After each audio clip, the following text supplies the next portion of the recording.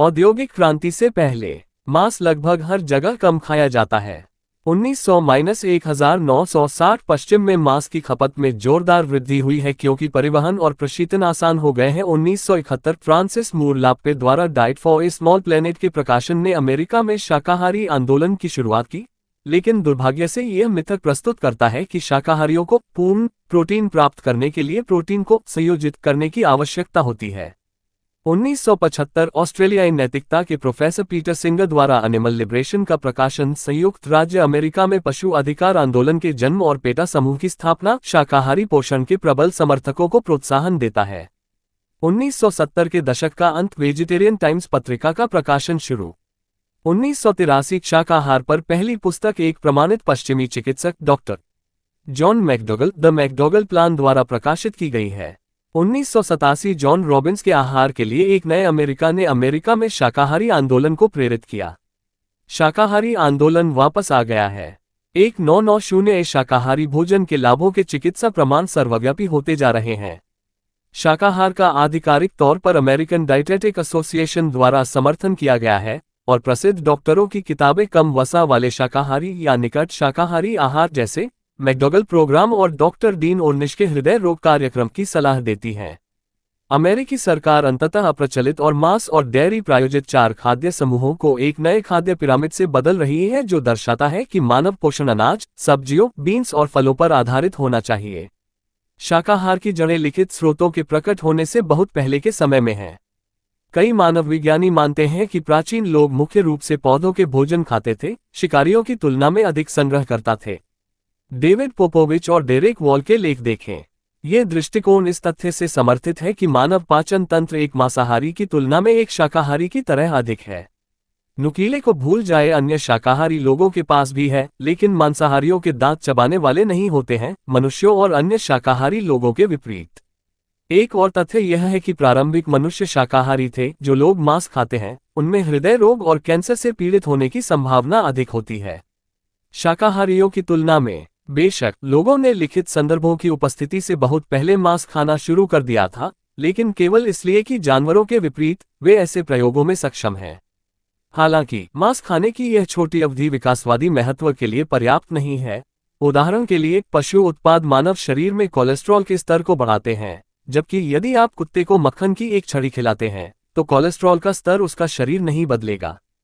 प्रारंभिक शाकाहारी ग्रीक गणितज्ञ पाइथागोरस शाकाहारी थे और इस शब्द के आविष्कार से पहले शाकाहारियों को अक्सर पाइथागोरस कहा जाता था। शब्द शाकाहारी 1800 के दशक के मध्य में ब्रिटिश वेजिटेरियन सोसाइटी द्वारा गढ़ा गया था। इस शब्द के लैटिन मूल का अर्थ है जीवन का स्रोत। Leonardo da Vinci, Benjamin Franklin, Albert Einstein और जॉर्ज बर्नार्ड शॉ भी शाकाहारी थे। आधुनिक किंवदंती कहती है कि हिटलर शाकाहारी था, लेकिन ये सच नहीं है, कम से कम शब्द के पारंपरिक अर्थों में तो नहीं। 1900 के दशक में मांस की खपत में वृद्धि। 1900 के दशक के मध्य से पहले अमेरिकियों ने अब की तुलना में बहुत कम मांस खाया। मांस बहुत महंगा था, रेफ्रिजरेटर आम नहीं थे और मांस वितरण एक समस्या थी। औद्योगिक क्रांति का एक दुष्परिणाम यह था कि मांस सस्ता, स्टोर करने और वितरित करने में आसान हो गया। जब ऐसा हुआ तो मांस की खपत आसमान छू गई, जैसा कि कैंसर, हृदय रोग और मधुमेह जैसी अपक्षयी बीमारियों ने किया था। जैसा कि डीन ओर्निश लिखते हैं, इस सदी से पहले ठेठ अमेरिकी आहार पशु उत्पादों, वसा, कोलेस्ट्रॉल, नमक और चीनी में कम था, लेकिन कार्बोहाइड्रेट, सब्जियों और फाइबर में समृद्ध था। इस शताब्दी के पहले रेफ्रिजरेटर के आगमन के साथ एक अच्छी परिवहन प्रणाली, कृषि मशीनीकरण और एक समृद्ध अर्थव्यवस्था अमेरिकी आहार और जीवन शैली मौलिक रूप से बदलने लगी। अभी संयुक्त राज्य अमेरिका में अधिकांश लोगों का आहार पशु उत्पादों, वसा, कोलेस्ट्रॉल, नमक और चीनी में समृद्ध है और कार्बोहाइड्रेट, सब्जियों और फाइबर में खराब है। अधिक खाओ और वजन कम करो। 1993 पुनः जारी 2001 पृष्ठ 22। संयुक्त राज्य अमेरिका में शाकाहार की उत्पत्ति। 1971 तक अमेरिका में शाकाहार विशेष रूप से आम नहीं था, जब फ्रांसिस मूर लाप्पे की bestseller diet for a small planet सामने आई। एक फोर्ट वर्थ मूल निवासी, लेप्पे ने विश्व भूख पर अपना शोध शुरू करने के लिए यूसी बर्कले स्नातक स्कूल से बाहर कर दिया। लेप्पे ये जानकर चकित रह गए कि जानवर मांस पैदा करने की तुलना में 14 गुना अधिक अनाज खाता है। संसाधनों की एक बड़ी बर्बादी। अमेरिका में 80% से अधिक अनाज मवेशी खाते हैं। अगर अमेरिकी अपने मांस की खपत में 10% की कटौती करते हैं तो दुनिया में सभी भूखे लोगों को खिलाने के लिए पर्याप्त अनाज होगा। 26 साल की उम्र में लेप्पे ने डाइट फॉर ए स्मॉल लिखा गृह लोगों को प्रेरित करने के लिए मांस न खाएं, जिससे भोजन की बर्बादी रुकती है। भले ही 60 का दशक हिप्पी और हिप्पी के साथ शाकाहार से जुड़ा था, वास्तव में 60 के दशक में शाकाहार बहुत आम नहीं था। शुरुआती बिंदु 1971 में diet for a small planet था, प्रोटीन के संयोजन का विचार। लेकिन अमेरिका ने आज की तुलना में शाकाहार को बहुत अलग तरीके से माना। आज कई डॉक्टर हैं जो मांस की खपत को कम करने या समाप्त करने की वकालत करते हैं, साथ ही सफल एथलीटों और मशहूर हस्तियों के परिणाम जो शाकाहार के लाभों की पुष्टि करते हैं। 1971 में चीजें अलग थीं। लोकप्रिय धारणा ये थी कि शाकाहार न केवल अस्वस्थ था, बल्कि शाकाहारी भोजन पर जीवित रहना असंभव था। लेप्पे जानते थे कि उनकी पुस्तक को मिश्रित समीक्षा मिलेगी, इसलिए उन्होंने शाकाहारी भोजन पर पोषण संबंधी अध्ययन किया, और ऐसा करने में उन्होंने एक बड़ी गलती की जिसने शाकाहार के इतिहास के पाठ्यक्रम को बदल दिया। लेप्पे ने चूहों पर सदी की शुरुआत में किए गए अध्ययनों में पाया कि चूहों का तेजी से विकास हुआ जब उन्हें अमीनो एसिड में पशु खाद्य पदार्थों के समान पौधों के खाद्य पदार्थों का संयोजन खिलाया गया। लेप्पे के पास लोगों को ये समझाने का एक अद्भुत उपकरण था कि वे पौधों के खाद्य पदार्थों को मांस के रूप में अच्छा बना सकते हैं। लेप्पे ने अपनी पुस्तक का आधा हिस्सा प्रोटीन के संयोजन या पूर्ण प्रोटीन के विचार के लिए समर्पित किया, जैसे कि पूर्ण प्रोटीन प्राप्त करने के लिए चावल के साथ बीन्स की सेवा कैसे करें। जोड़ी बनाने का विचार संक्रामक था, तब से प्रत्येक शाकाहारी लेखक द्वारा प्रकाशित प्रत्येक पुस्तक में दिखाई देता है और शिक्षाविदों, विश्वकोशों और अमेरिकी मानसिकता में घुसपैठ करता है। दुर्भाग्य से यह विचार गलत था। पहली समस्या, प्रोटीन संयोजन का सिद्धांत केवल एक सिद्धांत था। मानव अध्ययन कभी नहीं किया गया है। यह विज्ञान की तुलना में अधिक पूर्वाग्रह था। कोई आश्चर्य नहीं कि चूहों को मनुष्यों की तुलना में अलग तरह से विकसित किया गया था, क्योंकि चूहों को मनुष्यों की तुलना में प्रति कैलोरी 10 गुना अधिक प्रोटीन की आवश्यकता होती है। चूहे के दूध में 50% प्रोटीन होता है, जबकि मानव दूध में केवल 5% होता है। फिर यदि पौधे प्रोटीन की इतनी कमी है तो गायों को कैसे सुअर और मुर्गियां, जो केवल अनाज खाते हैं और पौधों के खाद्य पदार्थ खाते हैं, प्रोटीन प्राप्त करते हैं? क्या यह अजीब नहीं है कि हम जानवरों को प्रोटीन के लिए खाते हैं और वे केवल पौधे खाते हैं? अंत में पौधों के खाद्य पदार्थ अमीनो एसिड में कमी नहीं है जैसा कि लेप्पे ने सोचा था। जैसा कि डॉक्टर मैकडॉगल ने लिखा है, सौभाग्य से वैज्ञानिक अनुसंधान ने इस जटिल मिथक को खारिज कर दिया है। खाने की मेज पर आने से बहुत पहले प्रकृति ने हमारे भोजन को पोषक तत्वों के एक पूरे सेट के साथ बनाया था। चावल, मक्का, गेहूं और आलू जैसे अपरिष्कृत कार्बोहाइड्रेट में सभी आवश्यक और गैर आवश्यक अमीनो एसिड मौजूद होते हैं, जो मानव आवश्यकता से काफी अधिक मात्रा में होते हैं, भले ही हम एथलीटों या भारोत्तोलकों के बारे में बात करें। सामान्य ज्ञान कहता है कि यह सच है क्योंकि मानव जाति इस ग्रह पर जीवित है। पूरे इतिहास में कमाने वाले अपने परिवारों के लिए चावल और आलू की तलाश में रहे हैं। बीन्स के साथ चावल मिलाना उनकी चिंता का विषय नहीं था। हमारे लिए अपनी भूख को संतुष्ट करना महत्वपूर्ण है। अधिक संपूर्ण अमीनो एसिड प्रोफाइल प्राप्त करने के लिए हमें प्रोटीन स्रोतों को मिलाने के लिए कहने की आवश्यकता नहीं है। यह आवश्यक नहीं है क्योंकि प्राकृतिक कार्बोहाइड्रेट की तुलना में प्रोटीन और अमीनो एसिड का अधिक आदर्श सेट बनाना असंभव है। द मैकडॉगल कार्यक्रम 1990, डॉक्टर जॉन ए मैकडॉगल, पृष्ठ 45। अधिक विवरण, मैकडॉगल योजना 1983, doctor John A McDougall, pp 96-100। Diet for a small planet जल्दी ही बेस्टसेलर बन गया, जिससे लेप्पे प्रसिद्ध हो गया। तो यह आश्चर्यजनक और सम्मानजनक था कि उसने उस गलती को स्वीकार किया जिसने उसे प्रसिद्ध बनाया। Diets for a small planet के 1981 संस्करण में लेप्पे ने सार्वजनिक रूप से त्रुटि को स्वीकार किया और समझाया। 1971 में मैंने प्रोटीन सप्लीमेंट पर जोर दिया क्योंकि मुझे लगा कि पर्याप्त प्रोटीन प्राप्त करने का एकमात्र तरीका एक प्रोटीन बनाना है जो पशु प्रोटीन के समान सुपाच्य हो। इस मिथक का मुकाबला करने में कि मांस उच्च गुणवत्ता वाले प्रोटीन का एकमात्र स्रोत है, मैंने एक और मिथक बनाया। मैंने इसे इस तरह रखा है, मांस के बिना पर्याप्त प्रोटीन प्राप्त करने के लिए आपको अपना भोजन सावधानी से चुनने की आवश्यकता है। वास्तव में सब कुछ बहुत आसान है। 3 महत्वपूर्ण अपवादों के साथ पौधे आधारित आहार पर प्रोटीन की कमी का जोखिम बहुत कम है। अपवाद ऐसे आहार हैं जो फलों, कंद जैसे शकरकंद या कसावा और जंक फूड, परिष्कृत आटा, चीनी और वसा पर बहुत अधिक निर्भर हैं।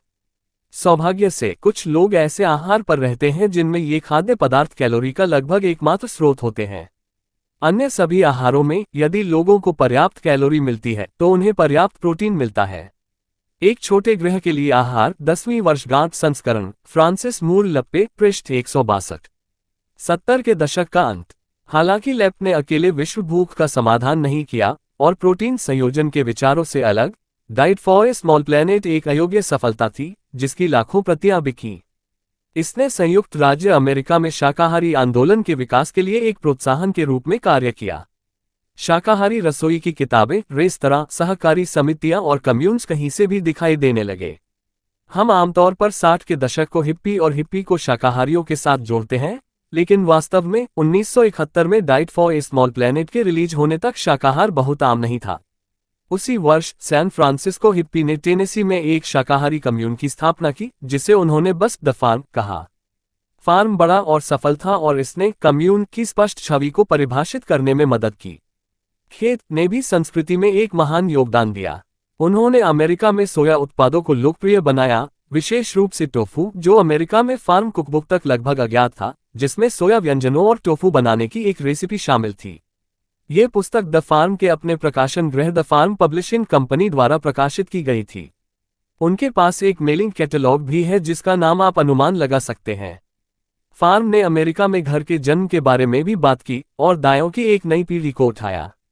अंत में द फार्म के लोगों के पास प्राकृतिक जन्म नियंत्रण के सिद्ध तरीके हैं और निश्चित रूप से इसके बारे में लिखित किताबें।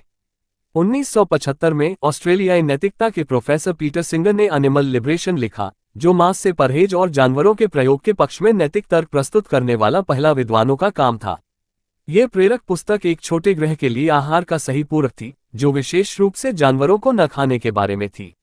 एक छोटे गृह के लिए आहार ने शाकाहार के लिए क्या किया? पशु अधिकारों के लिए एनिमल लिबरेशन ने अमेरिका में रातों रात पशु अधिकार आंदोलन शुरू किया। 80 के दशक की शुरुआत में PETA, people for the ethical treatment of animals सहित पशु अधिकार समूह हर जगह दिखाई देने लगे। पेटा ने एनिमल लिबरेशन के एक अतिरिक्त संस्करण के लिए भुगतान किया और इसे नए सदस्यों को वितरित किया।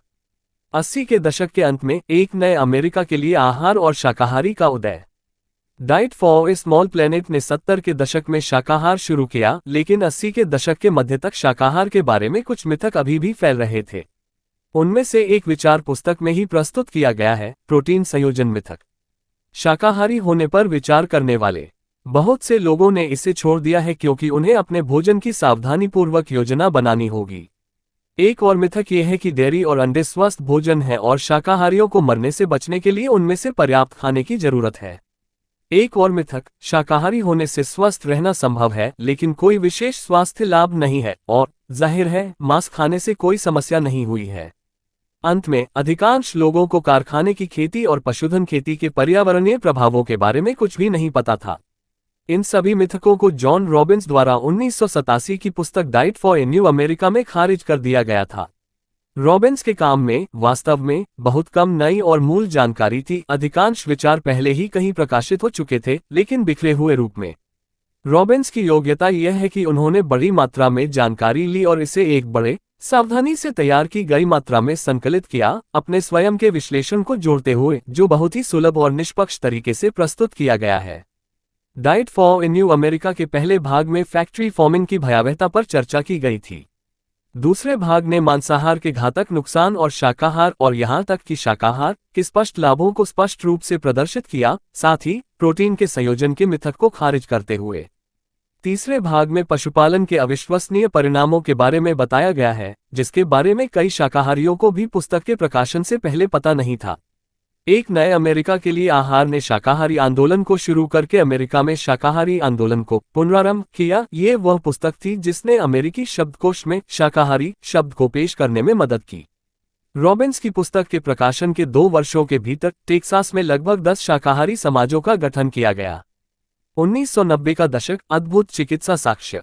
डॉक्टर जॉन मैकडॉगल ने गंभीर बीमारियों के इलाज के लिए शाकाहारी आहार को बढ़ावा देने वाली पुस्तकों की एक श्रृंखला प्रकाशित करना शुरू किया और 1990 में मैकडॉगल कार्यक्रम के साथ अपनी सबसे बड़ी सफलता हासिल की। उसी वर्ष डॉक्टर डीन ओर्निश के हृदय रोग कार्यक्रम का विमोचन हुआ, जिसमें ओर्निश ने पहली बार साबित किया कि हृदय रोग को उलट किया जा सकता है। स्वाभाविक रूप से ओर्निश के कार्यक्रम का बड़ा हिस्सा कम वसा वाला, लगभग पूरी तरह से शाकाहारी आहार है। 90 के दशक की शुरुआत में अमेरिकन डाइटेटिक एसोसिएशन ने शाकाहारी आहार पर एक स्थिति पत्र प्रकाशित किया और चिकित्सा समुदाय में शाकाहारी के लिए समर्थन उभरने लगा। अमेरिकी सरकार ने अंततः अप्रचलित और मांस और डेयरी प्रायोजित 4 खाद्य समूहों को नए खाद्य पिरामिड से बदल दिया है, जो दर्शाता है कि मानव पोषण अनाज, सब्जियों, बीन्स और फलों पर आधारित होना चाहिए। आज चिकित्सा के प्रतिनिधि और आम लोग पहले से कहीं ज्यादा शाकाहार पसंद करते हैं।